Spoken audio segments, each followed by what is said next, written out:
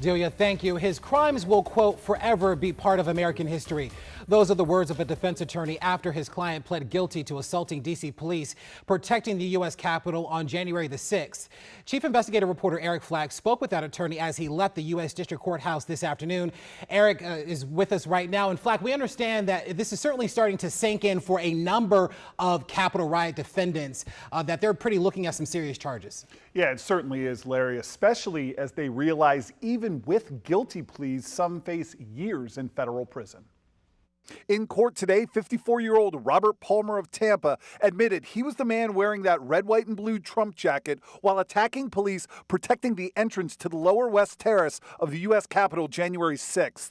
Palmer telling the judge he was the one in the Department of Justice images who threw a wooden plank at police, then sprayed a fire extinguisher at officers until it was empty, then threw the empty fire extinguisher canister at the line of police. Today, Palmer not acting as tough as the man in these pictures, sobbing onto the shoulder of his defense attorney moments before the two men entered court for Palmer to plead guilty to felony assault on law enforcement. That was Mr. Palmer being remorseful about what he did on January 6th and also being afraid of what's to come. As part of his plea agreement, Palmer was immediately taken into custody, forced to hand over his belt and shoelaces to his attorney for safety reasons, before being led away by U.S. Marshals. Unfortunately, he did some things that he shouldn't have done. He knows he shouldn't have done them, and those things will forever be part of the American history, and he's part of that.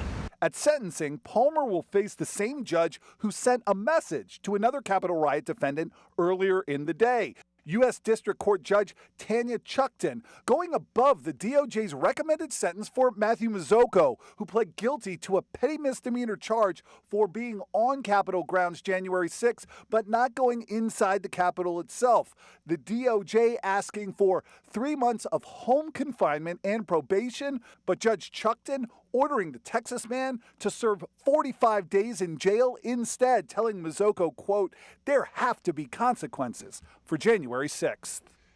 Robert Palmer will learn his sentence for assaulting police during the Capitol riots in mid-December. Larry? Those actions have clear consequences, Eric. Thank you so much.